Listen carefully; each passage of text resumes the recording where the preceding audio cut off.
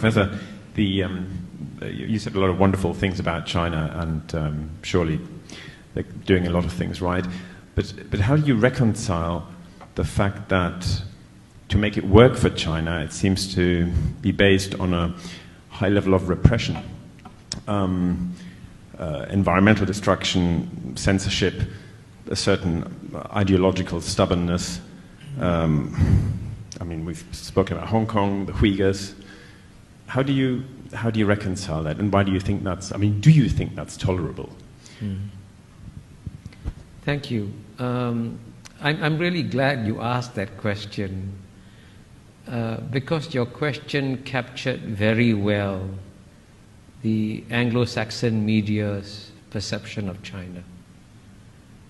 And I would suggest to you very bluntly that it's a distorted perspective of reality.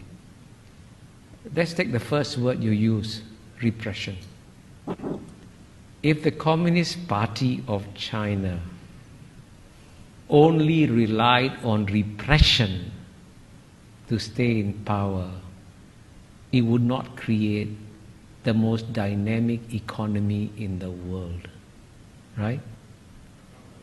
It is by far the most dynamic economy in the world. It has delivered the fastest growing economy for 30 years.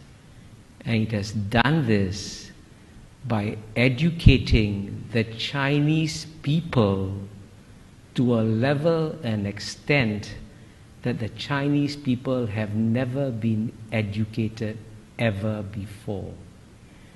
And you say it's repression. You obviously are taking the old Cold War mindset. I was in Moscow in 1976, and I saw repression in Moscow. And when I was in Moscow, the Soviet citizens were not allowed to travel outside the Soviet Union. That's repression. In the year 2019, 139 million Chinese left China freely. Guess what? Zero defectors. 139 million Chinese, right? That's twice the population of the UK. Went back to China. So all your description, when you say environmental degradation, China's climate change policies are far more responsible than those of the United States, which has not once, but twice withdrawn from global environmental protocols. Kyoto Protocol, the Bush administration left 8 years. Paris Accords, Trump administration left 4 years. And you know what? The reason why we're having climate change today is not because of new flows of greenhouse gas emissions from China and India. It's because of what the Western countries have put in the atmosphere since the Western Industrial Revolution. Get the data. The single largest contributor, cumulatively, right, is number 1, United States, number 2, Europe, number 3, China. Right?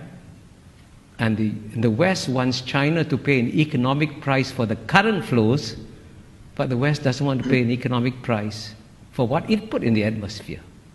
You want to deprive the Indians of electricity when the United States could just, by the way, if the United States could impose $1 a gallon tax, that would save the world. Cut down gasoline consumption, raise money for investment in green technology. Simple solutions. And by contrast, the largest reforestation program in the world is carried out by China. It has already reforested an area the size of Belgium or bigger, right?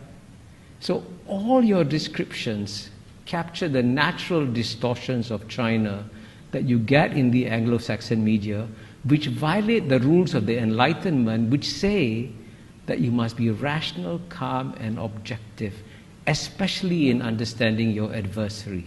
And if the Chinese were as stupid and as incompetent as you describe them to be, don't worry about them.